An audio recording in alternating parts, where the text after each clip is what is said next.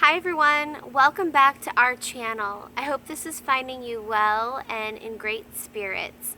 Today we're talking about the last episode of the first season of this awesome TV series that I am just madly in love with called The Chosen.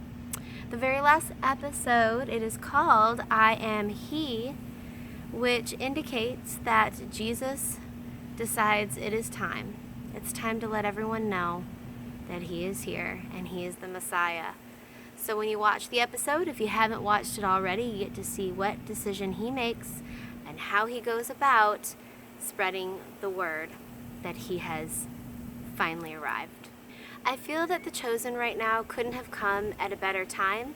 So if you're coming upon this for the first time or you've been with me for a little while, I almost think going back and re-watching the season is well worth your time. If you're just sitting at home, share it with some friends that might need it right now if they're going through something difficult.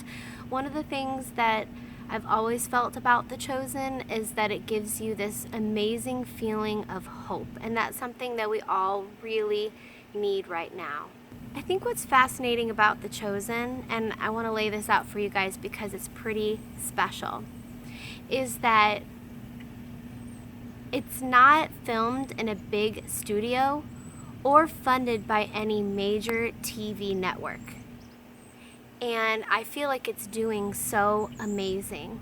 For example, I have a smaller YouTube channel, and my husband and I do many different things on our channel. That's why we call it Life After Neverland. We used to be Peter Pan and Wendy at Disney, and we're all grown up now. We've been married for almost 16 years, and so it's basically just our life and the things that we love and the things that we take interest in.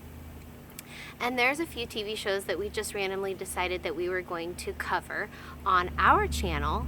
And one night, among many nights, I always have a difficult time sleeping.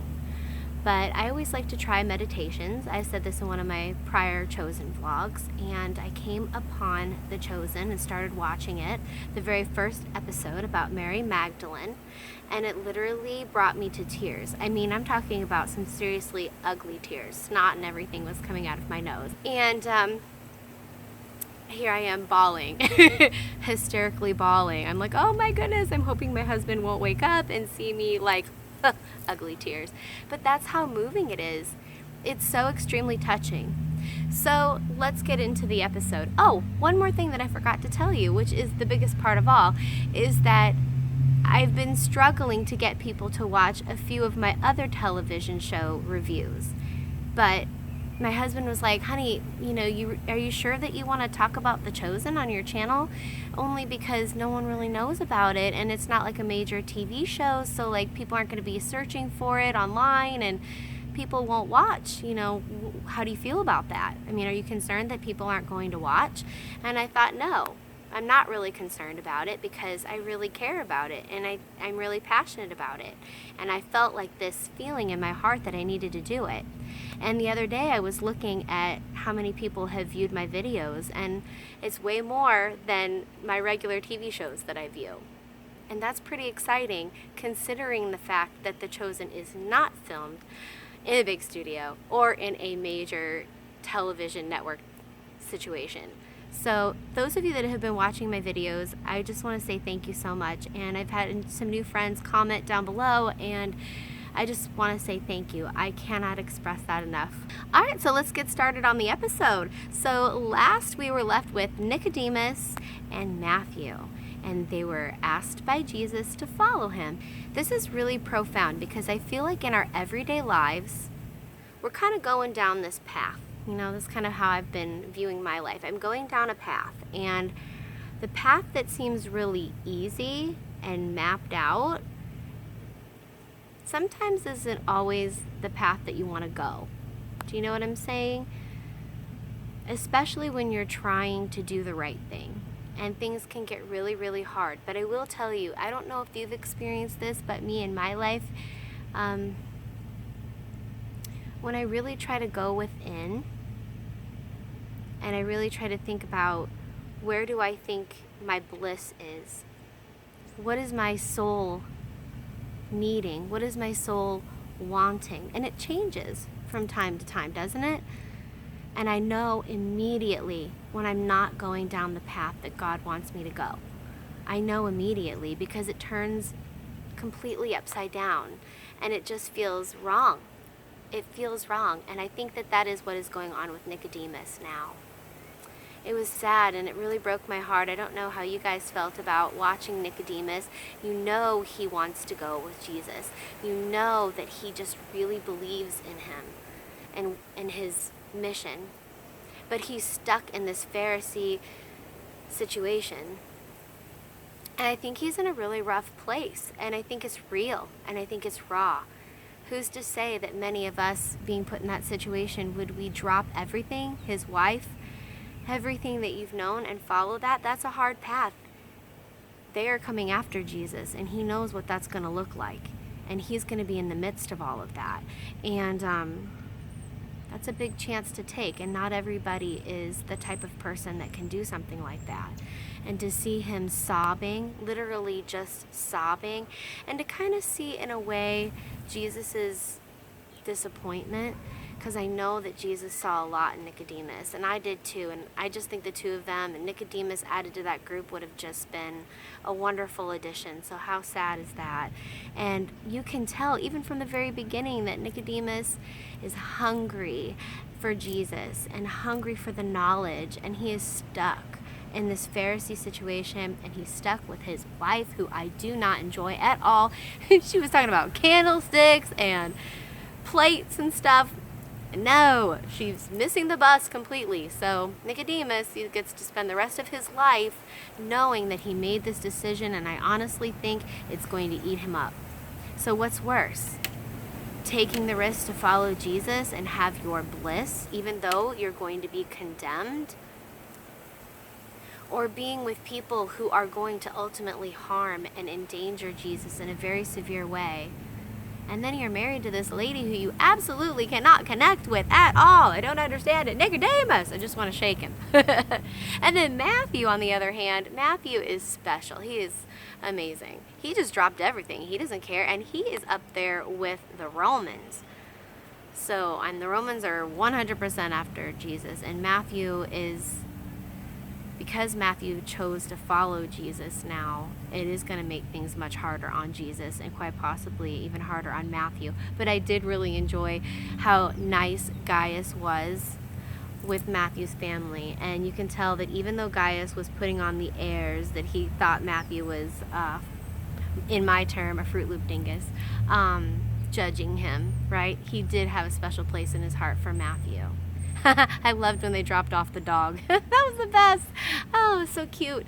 Matthew's, the people that Jesus has chosen to follow him are all quirky and different, just like their shirts say, "Get used to different." And I think that is an amazing message that The Chosen is expressing throughout all of their episodes, is that the people that Jesus is choosing are the people that everyone else in this world is looking down on, that everyone else in this world is shunning and hurting and condemning. And it's fascinating because I really like this Jesus.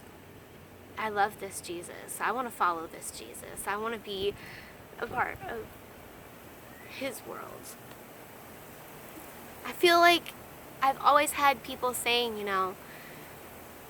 everything, all the other people that Jesus is not asking, like, for example, how do I say, Shmuel. People like Shmuel.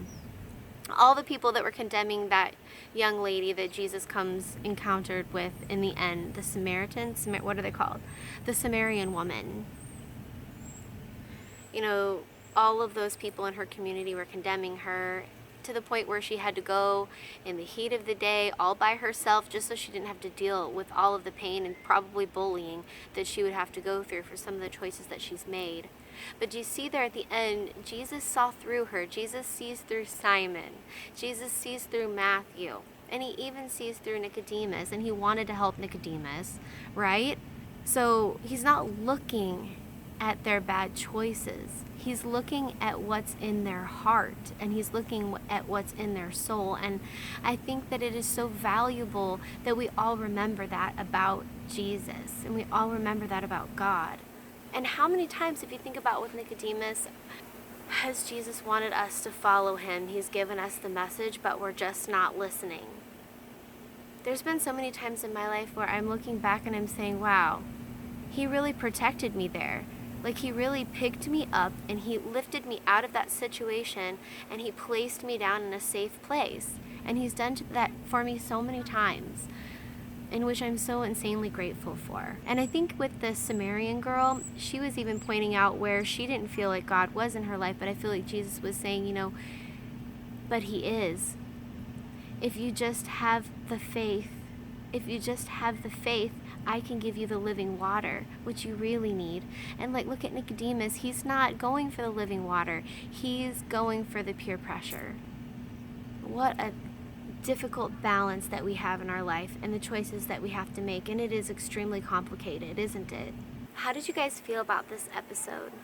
Now we know that the word is out about Jesus, and the more good that he does, the more attention it brings to him. And so we're going to have to see here things get really, really amazing and things get really, really complicated. And these disciples are going to be put in many different situations that I'm very excited to see. It's beautiful to watch this happen in front of our eyes. That's another reason why I think The Chosen is just the best thing.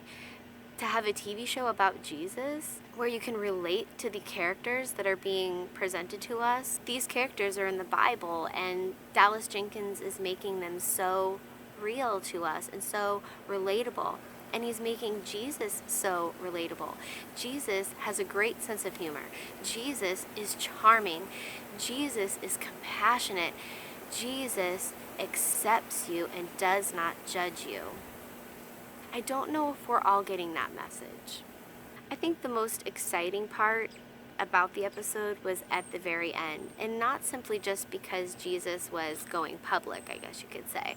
It was some of the things that he said, and so I want to quote them real quickly so that we can all remember them and leave them in our hearts for the rest of this week, especially since we're going through so much with the coronavirus. The Sumerian woman said to Jesus, "Where do I go to pray to God?"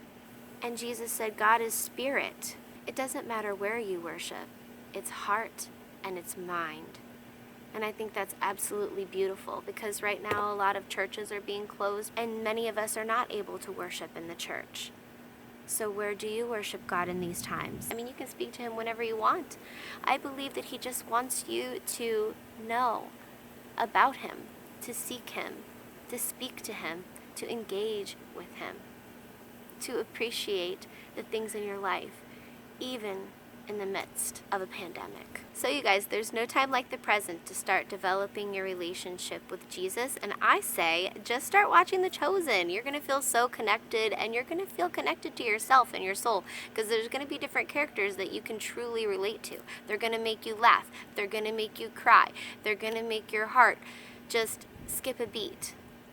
So I hope that you guys will watch. If you have the means to pay it forward, if you can spread the word, whatever you can do to get The Chosen out there, I think there's such a need for it right now, even more than ever. So you guys, thank you so much for watching today. I am going to come back every Sunday. I'm going to use my Chosen devotional and just talk with you guys for just a little bit about different pages in that devotional. If you're still interested, I would love to still chit chat with you until we can get back to The Chosen Season 2. Let's pray for it. Let's support it. Let's share the love of The Chosen. Everyone, God bless you, and thank you again for being a part of our channel, Life After Neverland. Take care of yourselves.